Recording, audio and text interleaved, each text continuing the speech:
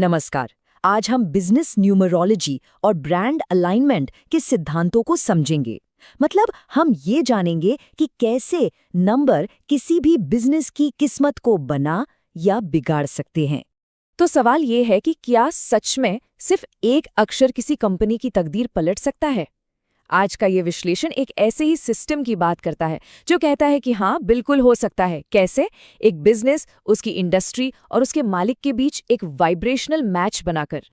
देखिए, इसका जो मूल विचार है वो ये है कि किसी बिजनेस का नाम सिर्फ सुनने में अच्छा नहीं लगना चाहिए, बल्कि उसकी एनर्जी, उसकी वाइब्रेशन मालिक और इंडस्ट्री के साथ भी मेल खानी चाहिए। इसी को कहते हैं वाइब्रेशनल मैच। अब इस पूरी कहानी की शुरुआत होती है मालिक की जन्म तिथि से निकले दो खास नंबरों से। पहला है मूलांक, जो किसी के बेसिक नेचर को दिखाता है, और दूसरा है भाग्यांक, जो एक तरह से जीवन के रास्ते या कहें कि किस्मत को तय करता है। तो सवाल ये है कि इन जरूरी नंबरों को कैलकुलेट कैसे किया जाए। चलिए देखते हैं, क्योंकि बिजनेस से जुड़े आगे के सारे फैसले इन्हीं नंबरों पर टिके होते हैं। इसे निकालने का तरीका बहुत सीधा है, बस 2 स्टेप्स हैं। पहले जन्म की तारीख से मूलांक निकाला जाता है और फिर पूरी जन्म तिथि यानी डेट, महीना और साल सबको जोड़कर भाग्यांक निकाला जाता है।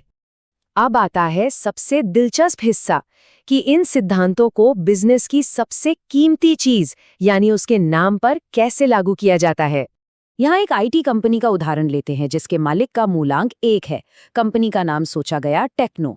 जब इसके सारे अक्षरों के मान को जोड़ा गया तो टोटल आया 29, और इसे और छोटा करने पर यानी 2 और 9 को जोड़ने पर 11 और फिर 1 और 1 को जोड़ने पर फाइनल नंबर मिला 2।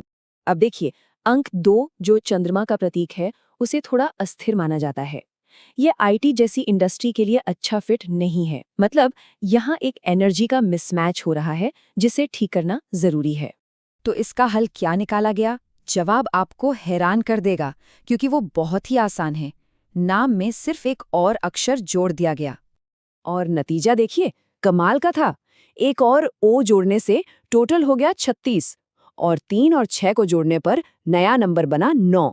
अंक 9 को मालिक के अंक 1 का परम मित्र माना जाता है, जो बिजनेस की जबरदस्त ग्रोथ के लिए एकदम सही है। वैसे कहानी सिर्फ नाम तक ही सीमित नहीं है। ये सिद्धांत ब्रांड की विजुअल पहचान यानी कि उसके लोगो पर भी लागू होते हैं। यहाँ ये बताया गया है कि कैसे अलग अलग इंडस्ट्री के लिए अलग अलग शेप्स बेहतर काम करते हैं। जैसे किसी कंसल्टेंसी के लिए चौकोर शेप स्थिरता दिखाता है, तो वहीं रियल एस्टेट बिजनेस के लिए त्रिकोण यानी ट्रायंगल शेप ग्रोथ का प्रतीक है। लोगो फाइनल करते समय 2 और जरूरी बातों का ध्यान रखना चाहिए। पहली, लोगो के नुकीले कोने मालिक की राशि की दिशा में नहीं होने चाहिए, और दूसरी, रंगों का चुनाव भी इंडस्ट्री के हिसाब से ही होना चाहिए। जिस तरह लोगो और नाम की एनर्जी मालिक से मैच होनी चाहिए, ठीक उसी तरह टीम की एनर्जी का भी आपस में मेल खाना जरूरी है। और यहीं पर बात आती है बिजनेस की एक आम चुनौती की, पार्टनरशिप में होने वाले झगड़े। तो ये है एक कंपैटिबिलिटी मैट्रिक्स।